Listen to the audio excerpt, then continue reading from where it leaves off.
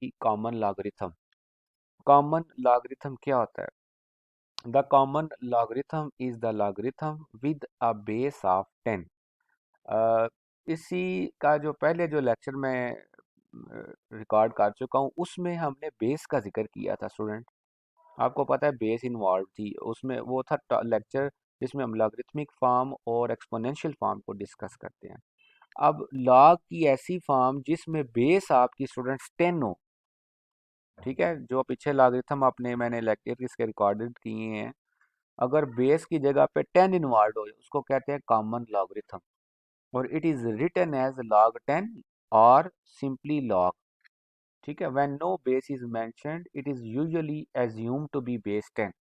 और ये याद रख लीजिएगा, बड़ी अहम बात है कि अगर log 10 लिखा हुआ हो या सिंपल log हो इसी एक्सरसाइज में, ठीक है, इन्हीं एक्सरसाइजेस के अंदर, तो वो log अगर सिंपल log है तो वो log उसकी बेस 10 ही है। ठीक हो गई बात।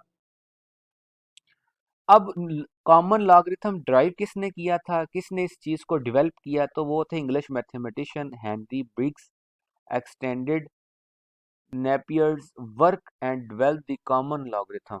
हेनरी ब्रिग्स जो थे, इन्होंने जॉन नेपियर थे उनका काम उसको एक्सटेंड किया जिसमें उन्होंने कॉमन लॉगरिथम को डिस्कस किया। और इन्होंने ही जो है लॉगरिथमिक टेबल जो है इसको इंट्रोड्यूस करवाया। ठीक हो गई बात। किसने? हेनरी जो थे इन्होंने इसके जॉन नेपियर के काम को किया, तो फिर उन्होंने ही जॉन हेनरी ने ही ये ब्रिग्स जो है इन्होंने ही इसका लॉगरिथमिक टेबल इन्वॉल्व किया, ड्राइव किया। अब बात आ जाती है स्टूडेंट, ये वही फॉर्म है, ये जो एक्सपोनेंशियल फॉर्म है इसकी लॉगरिथमिक फॉर्म ये है। अब यहाँ पे आपसे मैं पूछूं तो ये वाला जो हमने लॉग यूज किया इसकी बेस कितनी है? 10 है। यही ऊपर मैं बता रहा था, जब अकेला लॉग आ रहा है यहाँ लॉग 10 है तो उसकी बेस हमने 10 कंसिडर करनी है। इसी तरह ये है इसकी जो लॉगरिथमिक फॉर्म है वो ये है। इसी तरह ये है इसकी लॉगरिथमिक फॉर्म ये है तो इसकी लॉगरिथमिक फॉर्म ये है। तो बस बात बताने का मकसद ये है कि इसमें कॉमन लॉगरिथम को हमने डिस्कस किया। तो डेफिनेशन आपको क्लियर होगी व्हाट इज कॉमन लॉगरिथम। अब स्टूडेंट्स नेक्स्ट बड़ी इंपॉर्टेंट चीज़ होती है कि ये ज़रा आप इस बॉक्स पे आइएगा। तो जब भी किसी भी नंबर का आप स्टूडेंट्स लॉग लेते हो, ठीक है, पहले हमने लॉगरिथमिक और एक्सपोनेंशियल फॉर्म्स पढ़ी हैं, अब हम फाइंड करेंगे किसी भी नंबर का लॉग मालूम कैसे करते हैं। तो जब आप किसी भी नंबर का लॉग मालूम कर लेते हो वो दो चीज़ें जनरेट करता है, एक उसका करेक्टरिस्टिक प्लस उसका मेंटीसा। ठीक हो गई बात। अब यहाँ पे characteristic and mantissa of logarithm, ये जो चीज़ें दो हमने यहाँ पे डिस्कस की हैं, क्योंकि ये लॉगरिथम का रिजल्ट होता है तो इसीलिए इसका पार्ट है। तो यहाँ पढ़ते हैं the logarithm of A number consists of two parts. Logarithm किसी भी नंबर का जब आप मालूम करते हो तो उसको आप दो पार्ट्स में कन्वर्ट कर लेते हो। ठीक है, कौन कौन से? उसका करेक्टरिस्टिक, फिर दूसरा है जी मेंटीसा। अब करेक्टरिस्टिक की हम डेफिनेशन देखते हैं। The characteristic is the integral part of logarithm and it tells us how big और स्मॉल द नंबर इज।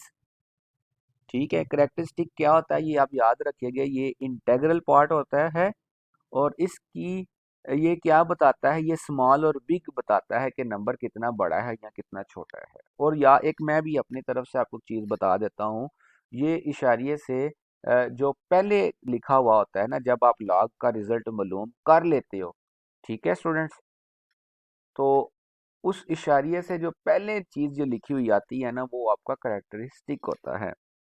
वो आगे चल के मैं आपको थोड़ा सा बताता हूँ। ठीक है, यहाँ पे rules for finding the characteristic, ये आप बड़ी अहम बात है स्टूडेंट्स। पहले हमने बहुत सारी इसी के लेक्चर्स पीछे जितनी भी बुक्स हैं हमने पढ़ी हैं, उनमें हर एक ने अपना एक मेथड बताया है। इस बुक के अंदर जो मेथड है उसको हम देखते हैं, करेक्टरिस्टिक मालूम करने के रूल्स हैं।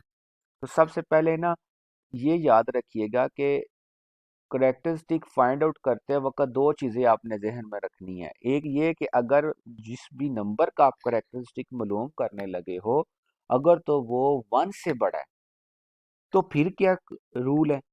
तो अगर तो वो नंबर 1 से लेस है तो फिर क्या रूल है? ठीक है स्टूडेंट्स। मसलन अब यहाँ पे ना ये एग्जाम्पल पे ज़रा फोकस कीजिएगा, लिखा हुआ log 567। तो इसका आपने log मालूम करना है, तो log मालूम करने से पहले हम किसको लिखते हैं, कैरेक्टरिस्टिक को। अच्छा, इसमें स्टूडेंट्स देखें कि ये जो नंबर है जिसका आप log मालूम करने लगे हो, क्या ये 1 से बड़ा है? बिल्कुल ऑफ कोर्स ये 1 से तो बड़ा है, 567 है। तो अब इसके लिए रूल क्या है, ये जरा रूल हम पढ़ते हैं स्टूडेंट्स के। Characteristic is equal to number of digits to the left of the decimal point -1। क्या कह रहा है कि जो भी आपके पास नंबर है, आप देखिए इसका सबसे पहले इशारिया किधर है, इसका तो एंड पे है, ये राइट साइड पे है। 7 के इधर नजर तो नहीं आ रहा, लेकिन हम यही ज्यूम करते हैं कि ये एंड पे होता है। अब ये क्या कह रहा है, number of digits to the left of the decimal point. अब इसका इशारिया तो इधर है, तो इस इशारिये की लेफ्ट साइड पे डिजिट काउंट करें कितने हैं, 1 2 और 3। 3 है, तो ये लिख दिया जी 3। फिर उसमें से क्या करना है, -1, ये कर दिया जी -1, तो आपका करेक्टरिस्टिक क्या आ गया, 2।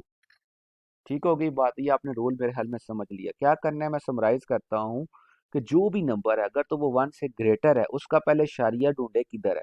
इसका इशारिया एंड पे है, और इस इशारिये के लेफ्ट साइड पे आपने मूव करना है, डिजिट्स काउंट करने हैं, वो कितने हैं जी, 1 2 और 3। वो लिख दिया, उसमें से एक माइनस करके जो भी जवाब आता है वो आपका इस नंबर का करेक्टरिस्टिक आ गया। समझ आ गई ये बात। देखें स्टूडेंट कि इसके करेक्टरिस्टिक्स फाइंड आउट करने के बहुत आसान मेथड और भी हैं, जो पिछली प्रीवियस क्लासेस के अंदर, पिछली 9th क्लास के अंदर या इनको, लेकिन इस बुक की जो रिक्वायरमेंट है उसके अकॉर्डिंग हमने जिस रूल को फॉलो करना है, तो इसलिए मैं ये चीज़ आपको शेयर कर रहा हूँ। तो इसी तरह ही आपने इस बुक के अकॉर्डिंग ही लिखना है। अब आ जाती है बात for a number less than 1। तो फिर क्या है जी, characteristic is equal to number minus number of zeros between the decimal point and the first non zero digit +1। तो अब करेक्टरिस्टिक किसके लिए जी, नंबर लेस देन 1 है। देखें जी नीचे एग्जांपल, अब ये एक नंबर है, ये 1 से लेस है, लिखा हुआ जी 0.0123, बिल्कुल ये लेस है। अब इसका करेक्टरिस्टिक कैसे मालूम करना है, आपने लिखना है माइनस, ये दिखा जी माइनस, फिर ब्रैकेट लगानी है आपने, फिर देखना है नंबर ऑफ जीरोस, क्या मालूम करने हैं, नंबर ऑफ जीरोस, ठीक है, between the decimal point and the first non zero digit. अब इसमें देखें डेसिमल पॉइंट किधर है, वो तो ये नजर आ रहा है इसके, और इसके आगे देखें फर्स्ट नॉन जीरो डिजिट कौन सा है, ये 1 है, 1 ही है ना। अब इसके और इस इशारिये के दरमियान डिजिट्स काउंट करें कितने हैं, एक ही है, और वो कौन से डिजिट आपने देखने हैं, जीरोस देखने हैं, ठीक है। उस पॉइंट ऑफ डेसिमल के और उस फर्स्ट नॉन जीरो डिजिट के दरमियान आपने जीरोस मालूम करने हैं, वो उनकी तादाद कितनी है, एक है, तो ये लिखा जी एक, फिर उसमें जमा कर देना है 1, तो उसमें जमा किया 1, तो देखें 2, तो ये आ जाएगा -2। और इसको हमने स्टूडेंट्स लिखना ऐसे होता है, 2 के ऊपर बार, ये याद, ये रिमेंबर जरा पढ़ लो, when the characteristic is negative we write it with bar. ठीक है स्टूडेंट्स, ये भी आपने समझ लिया।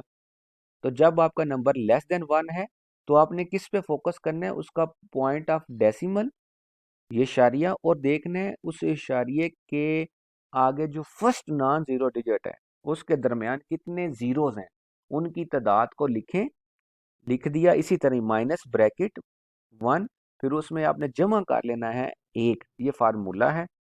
तो ये जो भी आपका आंसर आता है, इसका आपका -2 आया है, 2 के ऊपर 5। यहाँ तक मेरे ख्याल में आपको